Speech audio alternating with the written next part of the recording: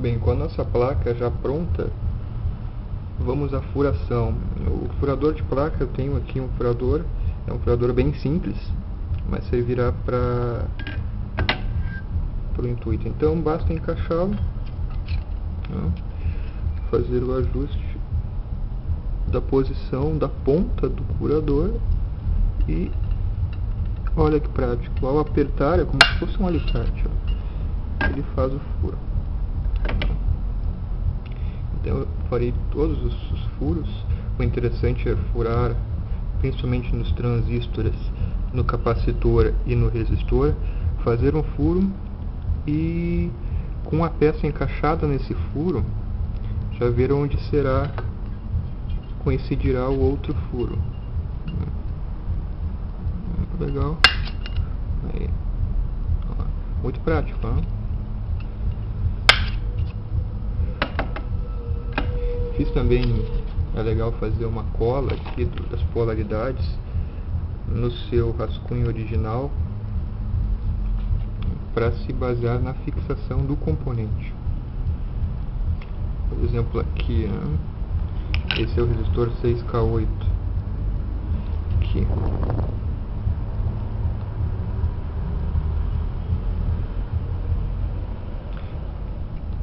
Então eu fixo ele, né? O resistor, as componentes sempre vão na parte de fenolite aqui, né? E a furação será então bem rente à borda. Eu sei que ele tem que ser rente aqui, né? A borda do... Aí.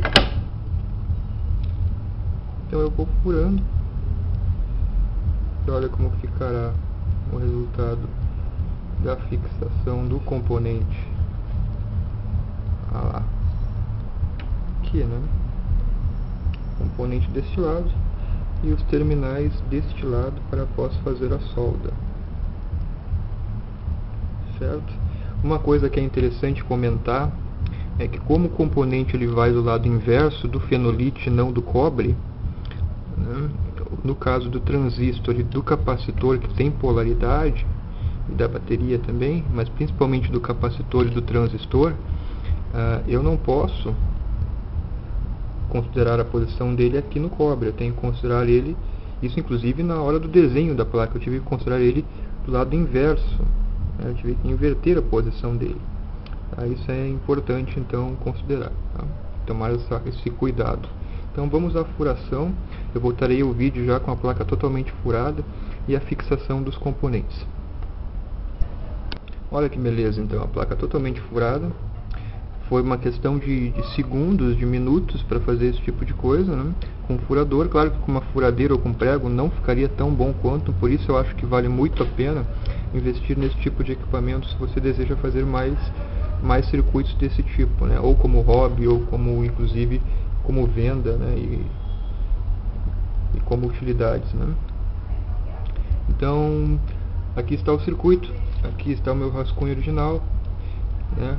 Já com a disposição das peças da polaridade. Então eu vou fixar os componentes na polaridade, tomando sempre cuidado com a polaridade, né? no lado correto, tá?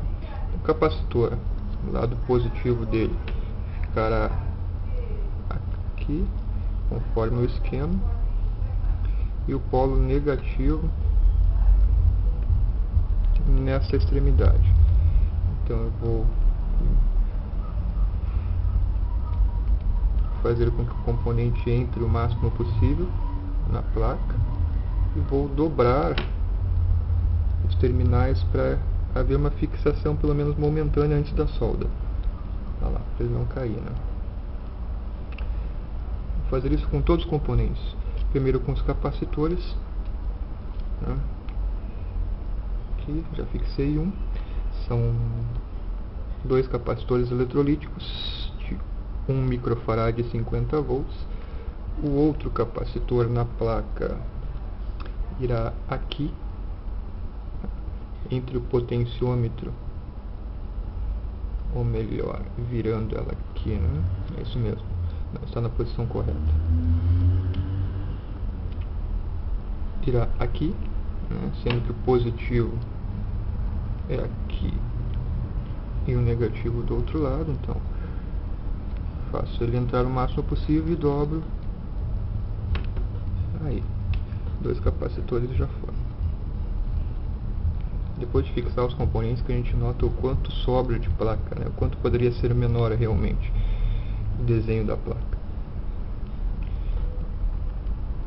Os resistores são 3 resistores.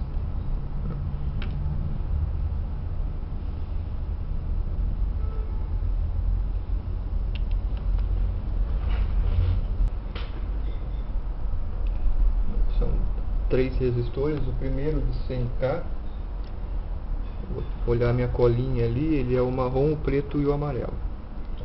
Esse é o valor de 100K. O resistor de 100K, ele vai do D aqui, do dreno do transistor, virando a placa do lado correto aqui, do dreno do transistor até a outra extremidade do potenciômetro, né, a parte do meio, aqui.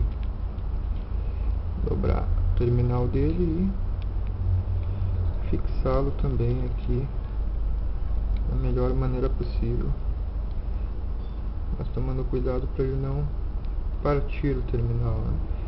Então lá, isso é de 100K. Como ele não tem polaridade, ele pode ser invertido inverso sem problema nenhum. O segundo é o de 6K8, que é o azul. O segundo é o de 6K8, que é o azul, cinza e o vermelho. Este aqui, tá? Ele vai ligado no terra aqui e vai ligado aqui nessa outra extremidade. Aí, isso mesmo, aqui, 6K8. E o último é o de 10K, que foi o que sobrou, tá? Marrom, preto e laranja. Ele vai lá na outra extremidade, do lado positivo da alimentação, aqui, ligando esta parte aqui, que depois será ligada inclusive no microfone também. Aí, capacitores prontos, fixados, tudo mais, faltou somente de componente realmente o transistor. Esse é um pouco mais complicado, porque ele tem 3 terminais, eu não posso ligar invertido, mas segundo o meu esquema, que está bem desenhado, ele vai ligado desta forma, assim. Aqui, né? Sobrou pouco espaço aqui para me entortar os terminais dele, mas dá. Olha lá, isso aí mesmo. Bem fixo. Bom, os outros componentes eu vou fixar na hora da soldagem, porque eles possuem fios. O clipe de bateria, o microfone de eletreto, a cápsula, eu já soldei ela num fio, tá? Aqui. A mesma coisa eu fiz com o potenciômetro, são 3 terminais, tá? Então eu soldei em 3 fios, e essas extremidades que vão lá na placa. E aqui o plug de saída do sinal amplificado. Eu usei um plugzinho macho bem comum, que é o RCA, comum em diversas saídas, entradas de som auxiliar. Então você pode ligar no seu som auxiliar ou usar um cabinho e ligar depois no computador também. Então aqui estão os fios de extremidade do plug. Ele já veio soldado, né, porque eu reaproveitei este cabo, cortei ele, um cabo que eu já tinha, vou usar na saída. Então vamos à soldagem. Bem, após furar a placa com o furador, eu fixei então os componentes e os fios nos furos, todos eles aqui, entortando os terminais numa fixação temporária. O que será feito então? Será feita a soldagem agora com o ferro de solda, já está ligado. Pode ser qualquer tipo de ferro de solda, eu aconselho uma ponteira fina e uma solda de qualidade, tá? Isso vai determinar bastante a qualidade. Muito cuidado, nunca é demais também comentar isso, que o ferro de solda ele chega de 200 a 300 graus, a ponta dele, então são queimaduras bem dolorosas. Então muito cuidado na hora de manipular também esse tipo de equipamento. Então o que é feito? Com o ferro de solda, tu aproxima do furo e aquece primeiramente, deixa aquecendo. No caso, cada junção, né? Cada terminal. E após um tempo, aí sim você aproxima a solda, deixa ela escorrer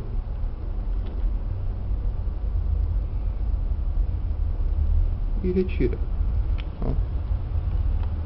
a ponta. Isso vai fazer com que a solda fique bem uniforme, você aquecendo primeiro o furo, para após sim colocar a solda e deixar ela escorrer um tempo. Faz ela ficar mais uniforme na soldagem. E sempre deixando ela escorrer. Aqui. Deixa eu aquecer um pouco. Fazer isso com todos os terminais, né? Soldar todos os componentes dessa forma.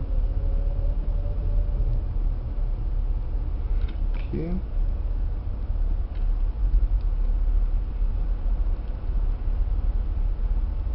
Alguns segundos aquecendo já é o...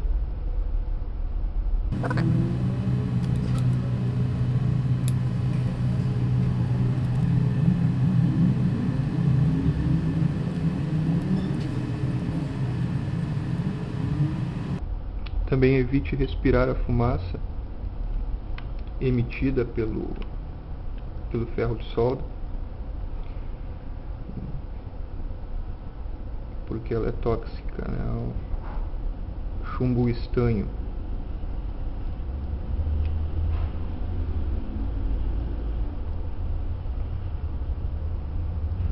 Uma outra coisa que deve ser considerada é que na hora de soldar o transistor, tente ser o mais rápido possível, porque esses componentes eles são muito sensíveis, inclusive ao calor. Então, se for exposto a uma temperatura muito prolongada por muito tempo, uma temperatura muito elevada, ele pode queimar antes mesmo de você utilizá-lo ou ligar o componente e testar. Pode ser meio frustrante, né?